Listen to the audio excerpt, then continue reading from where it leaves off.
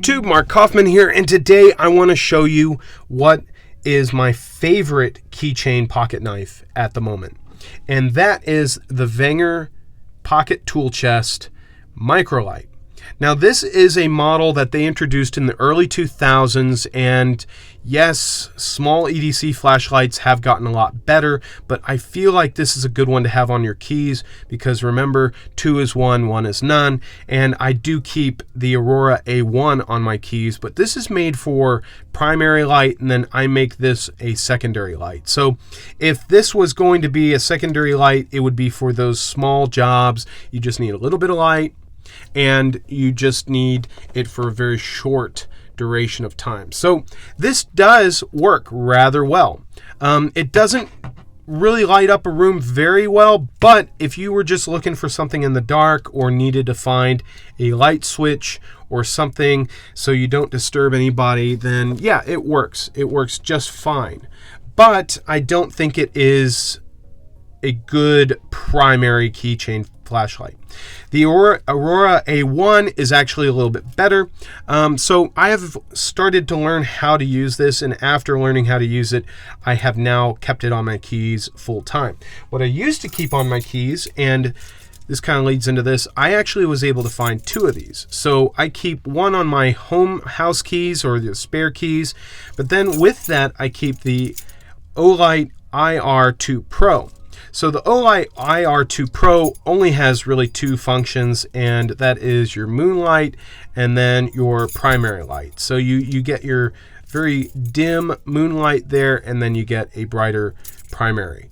So that is nice to have, but the Aurora is a little bit better because you can hold down the button and then you get your primary, and then you can double click and then you get that primary beam, and then you can click once and then you get your moon, and then you get a little bit brighter than your moonlight, then you get that primary beam, and then you get an extremely bright beam.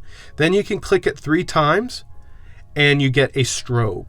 So for me, I find this to be a good flashlight to have for emergencies and major long durations of time, but this is a great one to have. So let's get into this small pocket knife right now. So the whole reason I started carrying this on my keys is because this is actually a knife that I've been really hunting for about, I would say, 2 years. They come up for sale occasionally on eBay, but people ask about $50 just for the base pocket tool chest. And to be able to get 2 of these for under $20 was really, really nice. So the small LED, again, is decent. It's not going to save your life, but it is decent. And then you, of course, get your tweezers, but you lose the toothpick because of the light.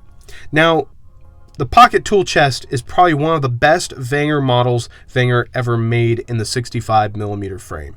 Now, you get your standard setup that is the Esquire. So you get your nail cleaning tool, nail file, your blade, and then your scissors. And that's essentially going to be your Esquire.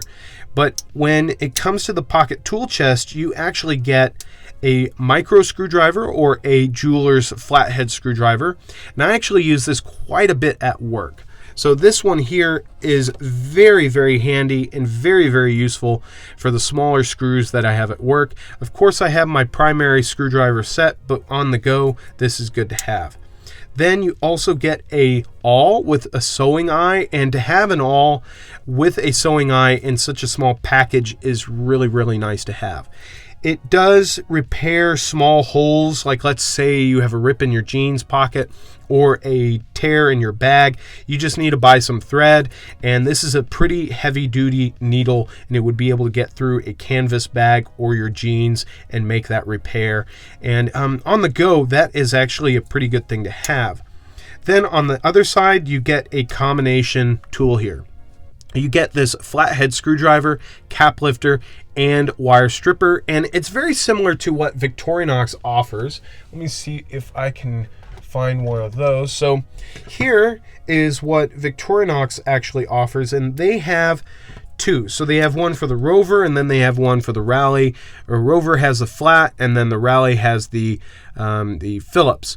But they're essentially the same tools, but the wire stripper is just switched to the back on the Wenger and then switched to the front on the Victorinox. So personally, I think the Victorinox one is great, but the Wenger is very good too, because you can also sharpen and reprofile that flathead screwdriver if you seem to damage it or if you bent it. So they give you a little bit of material there to be able to do that, about 3 or 2 millimeters worth of material.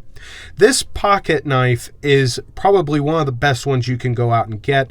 It does take 2 battery cells, and I paid about $5 for the replacement batteries for this, but they seem to be lasting. In a month's time, they have not dimmed or lost any energy, so I think this is a pretty efficient little cell here and light. So personally, it is a good setup. Now, would you be able to get one? Yes, of course, but I would not say pay more than $30 for these things. The Pocket Tool Chest on its own, people are asking like $50 for ones that are in good condition, and I've even seen them go for about $70 brand new in the box. So is it worth that? No. It's not really. It really is not, but I really do love this setup. This really does have a lot of tools that are very useful and very, very handy in either tight situations or when you're on the go. And I find this one to be a little bit better than, let's say, the Victorinox Mini Champ.